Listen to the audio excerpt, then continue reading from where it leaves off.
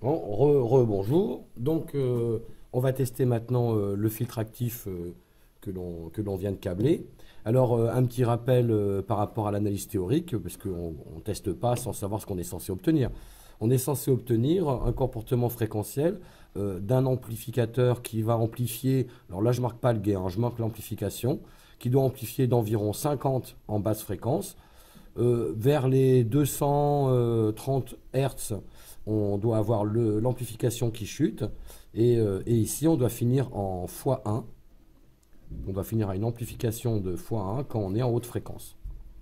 Donc il doit arrêter d'amplifier quand on monte la fréquence. Alors, j'ai donc, sur ma plaque d'essai, j'ai donc décidé que le blanc serait l'entrée et le vert serait la sortie. Il faut d'abord bien sûr commencer à câbler le GBF et l'oscilloscope.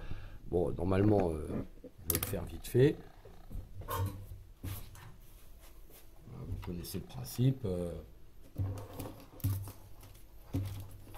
Avec le matériel qui convient, je vais injecter le GBF sur la voie 1 de l'oscillo. Je vais aussi le repiquer pour l'amener sur ma plaque d'essai. On n'oublie pas de connecter la masse de tous nos équipements à la masse de notre alimentation. Donc autant la prendre directement sur le bornier. Le blanc pour l'entrée, voilà, c'est fait. Et même chose avec le vert. Bon, moi j'ai choisi le vert, hein, vous choisissez ce que vous voulez. Pour l'amener la sortie sur la voie 2. Bon, donc j'allume mon GBF et je règle pour ma voie 1 une sortie avec une certaine fréquence et une certaine amplitude. Et je vais tout de suite dire à mon oscillo de synchroniser avec le trigger, de synchroniser sur la voie 1, histoire que la visualisation soit stable. Voilà, j'ai fait une sinusoïde, je suis vers les 1000 Hz. Ici, on n'avait qu'un calibre de volts, donc on a 2 volts, 4 volts crête-crête. C'est un peu beaucoup. On va donc, j'allume aussi, j'alimente mon montage et on va régler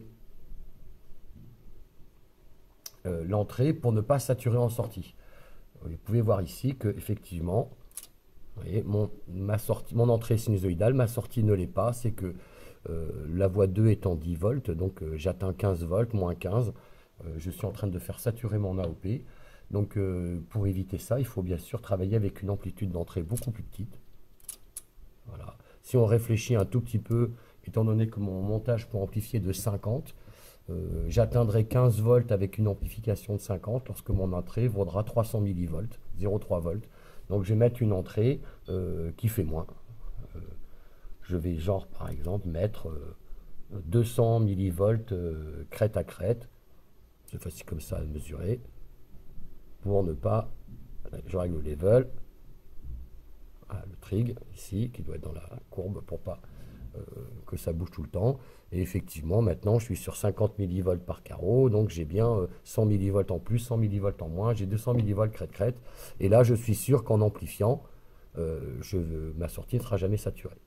Alors, est-ce que le montage fonctionne? Donc, on sait qu'un filtre, quand il atténue, il déphase aussi. Donc déjà, ici, on voit qu'il y a un déphasage. Je suis à 1000 Hz, ma fréquence de coupure est de 230 Hz, donc j'ai dépassé la fréquence de coupure. Il n'est donc pas étonnant que j'ai déjà un déphasage. Je vais donc réduire ma fréquence, me mettre à une centaine d'hertz, et on voit qu'effectivement, j'avais encore plus d'amplification. Et même en baissant encore, en mettant jusqu'à 50 Hz, voilà, 30 Hz, 20 Hz, allez, je vais même commencer à 20 Hz. On voit ici qu'il n'y a plus de déphasage. Je suis donc dans la bande passante de mon amplificateur.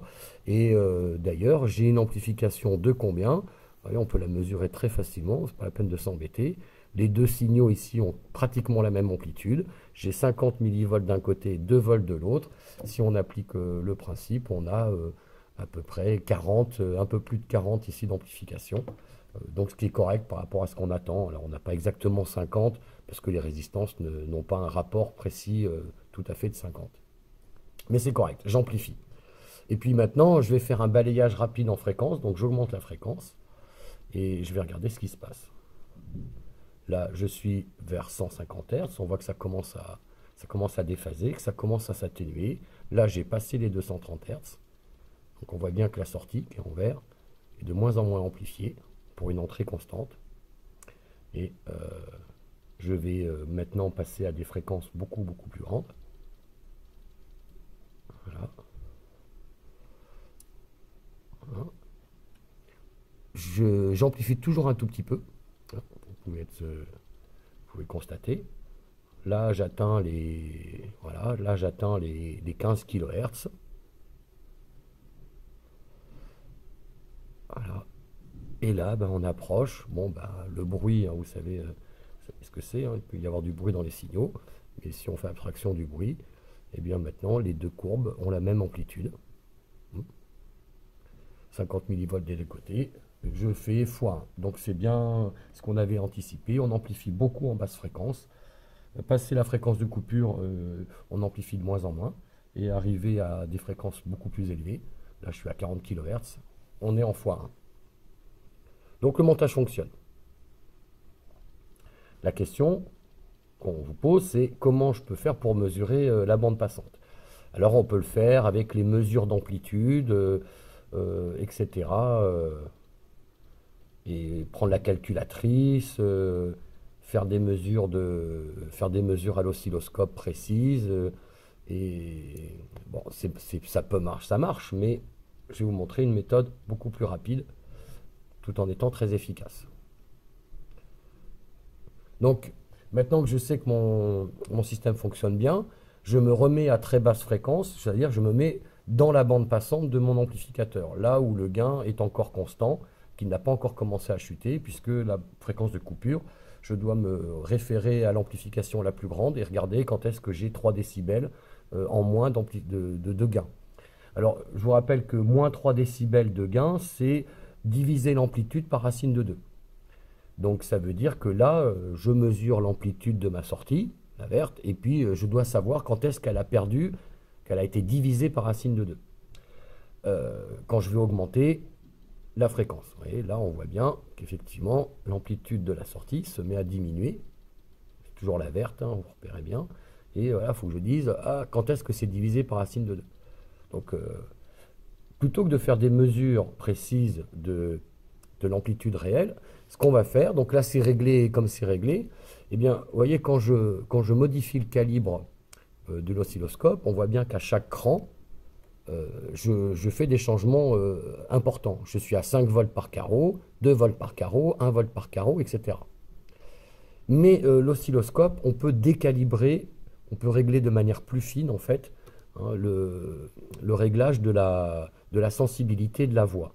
Donc par exemple, alors on peut le faire quand je regarde dans le menu de la voix 2, c'est ce qui s'appelle Fine, ici, ou en appuyant sur le bouton, vous entendez le petit clic, on est passé en Fine, et là maintenant quand je tourne le bouton, vous voyez que je règle de manière beaucoup plus progressive, et je n'ai plus quelque chose d'entier, et je peux régler ce que je veux,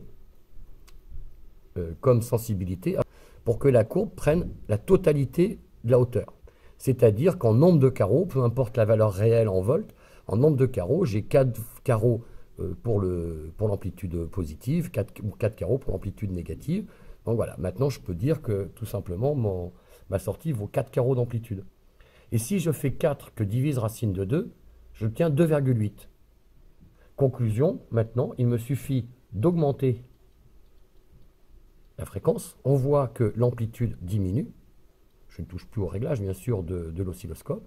Et 2,8, c'est un carreau de moins, moins une petite division de moins. Je ne suis même pas obligé de changer la base de temps, hein, parce que là, même avec ce genre de balayage qui est beaucoup trop rapide, c'est intéressant aussi, parce que comme ça nous montre bien ce qui arrive à l'amplitude.